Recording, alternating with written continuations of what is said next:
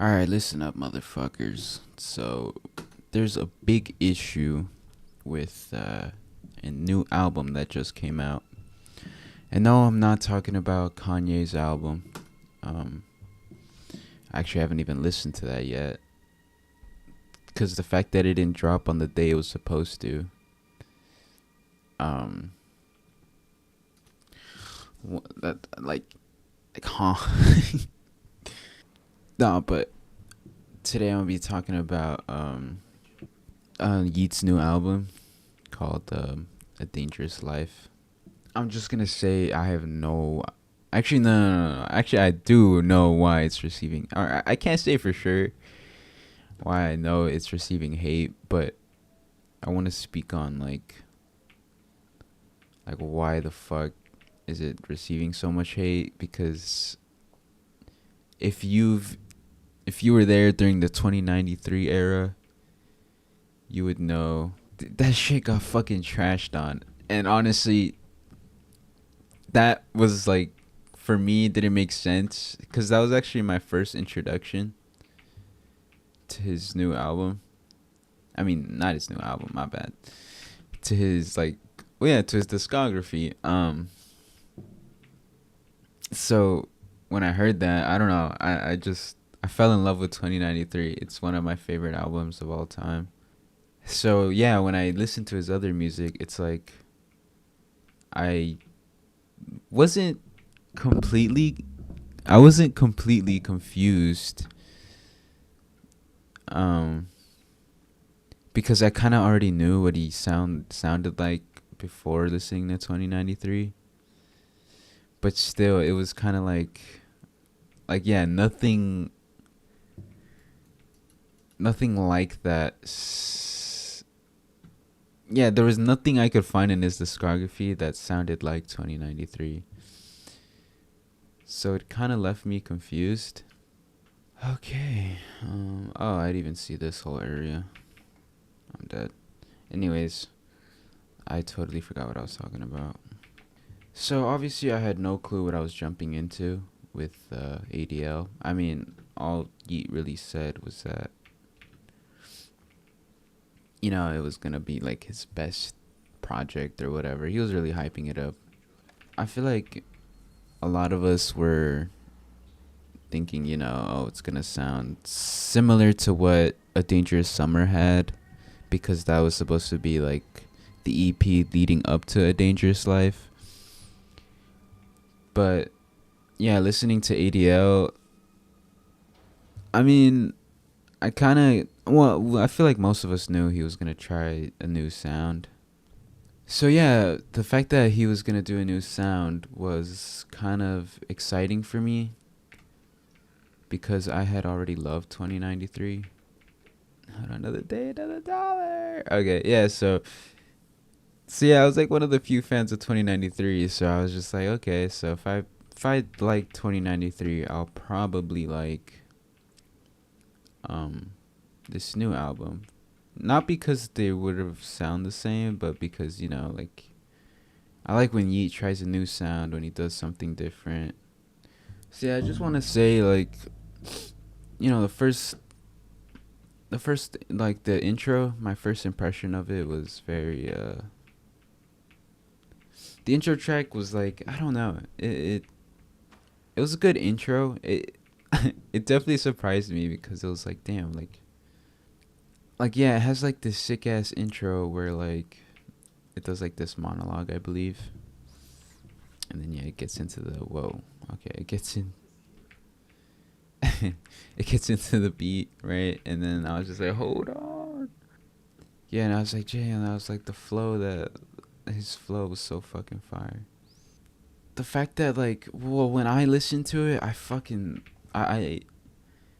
well, there were some tracks where it's just like some of the tracks are boring, but then you have some tracks that really highlighted the album, that and also just made me think like this is what like I needed to hear from Yeet, So there's actually many songs that he was kind of hinting at, but obviously the song "Live Life." no, how does it go? Live like this or something. Yeah, when that like little snippet of the intro, you know, the one that goes like chill with the bird. That song was I was really like I really wanted to listen to that song. And like when I finally heard it, I was like, okay, this song's it's a fucking banger. Yeah, no doubt about that. The song with Elton John, you know, a lot of us probably thought that he was actually gonna have like his own. I don't know. I don't know what people were thinking, but obviously it was a sample. Um, but I saw so many people trash on it, bro. It was honestly insane, and I thought that it was like one of the best songs on that album. But then I'm just thinking like, what do Yeet fans genuinely look like, man? Because honestly, these people are so brain dead to the core. Like, I'm not even gonna lie. I think his old discography is obviously good as well. But yeah, anyways, people were trashing on that, and honestly, it kind of, I don't know. It's just like, yeah, his old discography is good and all, but like, y'all can't be just stuck up on that, you know? Like, he has better, like, like. Ah! There's no way you guys want him to just do that genre of music for the rest of his career, dude. Like, how how slow can you guys be, you know? So I don't know. It's just like, and then I see people say like, "Oh, this guy should go back on drugs." Yeah, I've seen videos like that where it's like, "Yeah, he should go back on drugs so he could do the music, you know, he was making before," which I thought was funny because you know, I guess like it's almost like making the comparison of. I've also seen like you know, um, where they say like oh, I want the weekend to get in a breakup just so he could make an album that sounds, you know, obviously good. But I'm just like, bro, like y'all want these artists to suffer just to drop something that sounds peak, I guess. But honestly, in my case, I don't think his geek music is peak, quote unquote. Also, like another one of my favorites, dude. I don't know. There's just too many good songs. I think Riddle's also a good song. Obviously, I think um, that song received a lot of love. But then yeah, there's just like boring tracks. Like the one with Grimes, I thought like I was really expecting something sort of interesting, but honestly, it wasn't. Cause I wanted there to be a mix between, you know, like I thought Grimes would have like her own verse. I mean, she kind of does something, but not really. And then on top of that, I thought it would have some grime production, but it doesn't have that either, I don't think. And honestly, I feel like with Grimes, you could have done more, but I don't know. And then you have YB's verse too, which was okay. Like I'm not even that big of a fan of him. Honestly, he's just like that guy that you know everybody made a meme out of. Fuck, I'm getting lost here. But honestly, yeah, it's just like I that song was a bit disappointing for me. I feel like it could have been better. Um, I think Dangerous House is also one of my favorite tracks on the album because I also think it sounds different and what ADL should have, or that's what like I want to hear from ADL, you know. But yeah, I don't think that it's a bad album at all. I think it's really good. Um, with some boring tracks, obviously. Obviously, I can't even tell you the names because they're just kind of forgettable. Not, but if you like them, then you like them. Okay, I close my eyes when that happened. It was good, bro. Then of course there's a track with Joji, which I thought was pretty good actually. Was actually kind of impressed with what he did. I think that a lot of people were saying like that's like their best feature, because a lot of people didn't like Pixelated Kisses remix and Rose Colored. And yeah, I guess in terms of accessibility, it is like their best track together. I feel like if they were to continue to make music together, that's what it should sound like. I feel like they have a lot going for them if they do continue to make music together. Oh shit. What the fuck?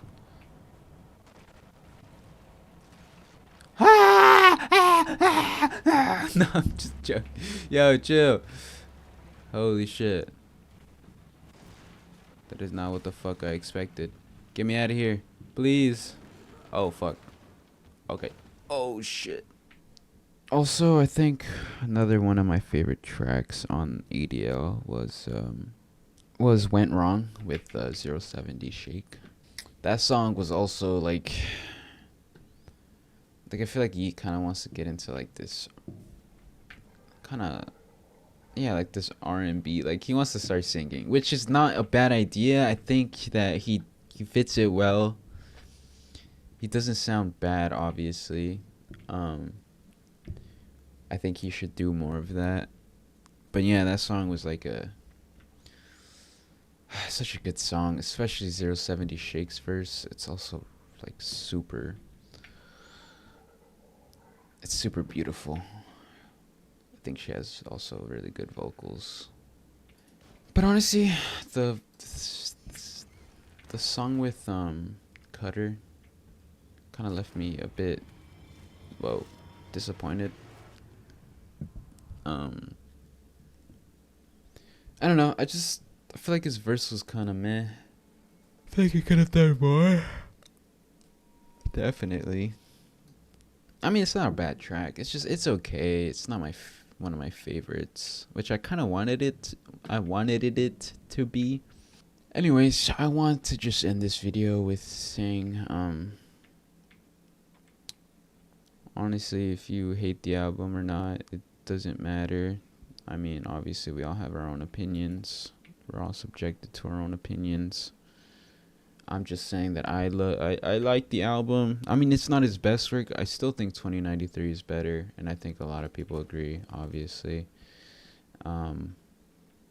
He still has like so much potential. There's obviously a lot he could still do. Or I don't know. There's also a lot of people that just want him to revert back to whatever he was doing before.